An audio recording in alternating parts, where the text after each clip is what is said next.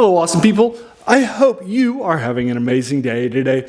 So today we're taking a look at my top 10 Inner Sphere BattleMechs from the 3055 supplement from the technical readout for you folks. As a reminder for people that are new to BattleTech or and so forth, this is a war game. It's my favorite one. Hugely influential from collectible card games to collectible miniature games to a bunch of video games, even a Saturday morning cartoon video, toys, loads of stuff, right? It's heavily influential. I love it lots, even more than 100 books, and I've gone back and read some of those books for this channel as a reminder. So it's good stuff. So that's kind of where it is. It's starting out when I was in 9th grade.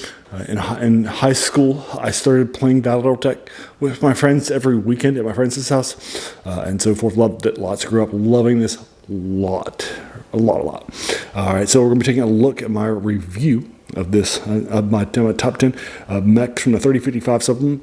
Once we got this, we started playing with them pretty regularly. And so this is the original one, not the updated one. And again, we're just going to be taking a look at my Inner Sphere mechs for you folks. These are all base mechs. I'm not going to be looking at variants. I feel like these designs are a little better overall than the ones in 3050. Although many of the ones in 3050 are updates of mechs that are already good, like Battle Masters or Atlases, that sort of thing. No matter how you might try to mess it up, right? This is the era of the lost tech from level 2 technology from StarLeague.net has now invaded it and such. And so now this is more of the third book after the 2750 that introduced it from the StarLeague era, and then 3050 that put it on the map in a major way, and now this one that I think really sort of sells it. All right, so let's go ahead and get started with the top 10s for you folks. And so I don't want to spend too much of your time. Number 10 is the Galilus. This is an assault mech. I'm sorry, heavy mech rather, but it's a heavy mech and so forth. It's got 463 movement. It's got one less jump that you might expect. It doesn't have an Excel engine, which is one of the reasons why I like it. It also has a bunch of energy weapons and such. No ammos, no having to worry about explosions. You don't have to worry about running out of ammo from ballistics or missile weapons and then running back and having to go get reloaded or pulling it out of battle until it's dead or its targets are dead. Love that lots. And so forth. And it's got an ER PPC and 2 larger lasers, love that lots, 2 medium pulse lasers, and then a small laser too, for various ranges and such. Great stuff. And it's got 1836 heatsink. Love that lots too. Number 9 is the Watchman for you folks. And this is a medium mech. It's more of it's intentionally designed to be more of a garrison mech, but I think it's a little bit better than that. First of all, it doesn't have an Excel engine, which I like. It's got 585 movement, 12 heatsinks. I think it would be better spent by making those doubles and so forth, because it's trying to save costs and so forth. But the large laser, the 2 medium machine guns, which are great against infantry, especially when we cut open. The medium laser is good case for that. 8.5 tons of armor is really good too. Love it lots. I think it's a strongly well designed battle mech for the front lines over here at some work level, and it's designed to be cheap, so you don't have to worry about spending. You can probably have like 4 Watchmans for the cost of some of these bonus, right? In here, you're right, and in this, because there are some here that are pricey, like the Grand Titan on the secondary market. So that's number 9, the Watchman. And on number 8 is the Daikyu. For you folks, this is the medium mech. It moves heavy mech rather. It's 5.8 movement. It does have an Excel engine, which is particularly great. Although this and some solid 12 tons of armor, which is fine for it. I could probably use it a little bit more. It's more of a long range mech. It's got 2 Ultra AC5s for you folks, PPC, and an LRM5 for you folks, all long range weapons. And then also 10, 11, 12, 22 heats, so it can dissipate most of the heat that it makes from one shots. Love it. It's also got case and a medium laser too for stuff, for friend fighting. Good stuff, like it lots. That's the number 8, the Daikyu for your folks. Number 7 is a medium mech. It's the Huron Warrior. This is a 5.8 movement, a medium mech, and it's also got an XL, and it's got 2 long-range weapons that are designed to really complement each other. And the one is a Gauss rifle, which really puts it on the map in a major way, to my mind. And the other one is the ER large laser for your folks. It's also got a medium pulse laser for backup when somebody tries to close on you. No, it's got 11 heat sinks. I would prefer 10, and then add 10 of armor. It's got pretty good armor too. Maybe you could add another medium laser or something like that with it. with the double heat sinks. But there you are. That's a Huron Warrior for you. Number 7 for you folks. And now number 6 is the Gunslinger for you folks. This is an assault mech. It weighs about the same as a Battle Master. It has 2 Gosses, one in each arm, which can definitely shoot from long range with. It does have an XL engine, but it's got good movement. I'll do like the 335. The 3.5 movement with some jump jets too to back it up and get you into a place or get you away from things and so forth, although it just moves too sad. And then it's got a beagle probe, 2 medium pulse lasers, 4 medium lasers. It's got a Guardian 2 in addition to the beagle, and it's got enough 13.5 tons of armor room, which is pretty solid stuff. Small laser 2 randomly in there, and some pulse lasers in addition to the regular medium lasers. So it's got some strong inner range when people try to close you, or when you can close them too. You could just tank it up there and just jump into like positions, or just get into a woods with your and then just snipe people with Gosses until you run out of ammo or your opponent's die. Right, it's good stuff. Gunslinger. Now the top 5. Number 5 also has an XL engine. It's the Salamander, another assault mech.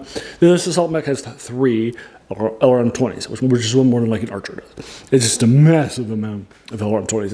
It's going to be launching, each with 2 tons of armor. So this has got some good stuff with there too. The Salamander also has a 4.6 movement, an XL engine, and so unfortunately 15.5 tons of armor, which is fine for it. It's got enough heat sinks to fire it. It's all of its lasers. I'm sorry, it's all of its missiles rather, with 10-20 heat sinks, and it's got some backup missiles, two medium lasers for backup. So there you are. It's the Salamander for folks. There's something fun about launching that many missiles, right? It's good stuff. That's the Gunslinger. Now I'm sorry, Salamander at number 5. Now at number 4 is the Daimyo. This is another long-range mech. It's a medium mech. It's got an ERPPC and 2 medium lasers and an SRM6. So it's designed to close and also make holes with the PPC. It's got a lot of armor with 10.5 ton. It's got 2 medium lasers too. It's smash people's faces with. It's 10-20 heat sinks.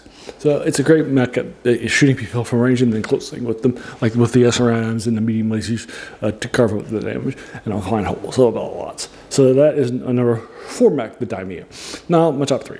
Number 3 is the Anvil for our folks. It's a lighter, heavy mech that's also designed to close. It's got good armor. It's got a 4.6 movement. 5.83 movement for you folks, which is good. No XL engine, which is not like on a closing mech. And then it's got enough medium heat sinks this higher, with 12 and 14. It was fired to its 2 large pulse lasers, which are definitely a powerful mech killer strong stuff with it. It's also got some medium lasers too, 2 of them too. To help out with it, and 2. So it's got some good stuff in order to get to the closing, although unfortunately large pulse lasers don't have the range that I would prefer with this design, but I still like it. That's number 3, the Anvil. Number 2 is the Apollo. The Apollo is a medium mech. It's a long range weapon. It's got 2 LRM-15s like a trebuchet, but it has Artemis with 2. Then it also has 2 medium small pulse lasers in order to back up fire with people. It's a 4.6 movement, no XL engine, and enough armor to cover itself, and double tone heat sinks. So it's a good mech. I love it a lot. So it's the Apollo. I feel like it's a little bit better for trebuchet because it has the Artemis and adds, and I prefer the small pulse lasers. And now the number 1 mech, of course, is the Penetrator. It's a heavy assault. It's a heavy mech that's heavier, a heavier assault mech. It moves 4.64. It fires 2. It's got 12, 14, 24 heat, so it can dissipate up to 2 ER large lasers that it fires, and then it has 6 medium pulse lasers from when it gets into range. It's just really carving the people. Both of those make 24 heat, so you'll just divide up what it's doing.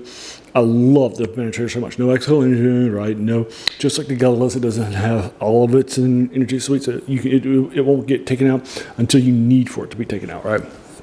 It's out of combat. All right, so those are my top 10. Here they are once again, just real briefly. Number 10, the Calicus. Number 9, the Watchman. Number 8, the Daikyu.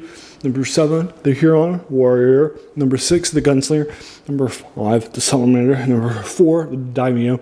Number 3, the Anvil. Number 2, the Apollo. And number 1, the Penetrator for you folks. So what did you think about that? What's your list, right? Have you played these? Do you agree or disagree with these? This is just my list, right? Right, your list can be just as important and just as valuable, right, as my list is. Right, so yeah, I've been a fan, but you're a fan too, right? So if you're watching this, tell me what yours is, right? I'd really appreciate that, and just let me know what your thoughts are in your top 10, and if you agree or disagree with mine, right?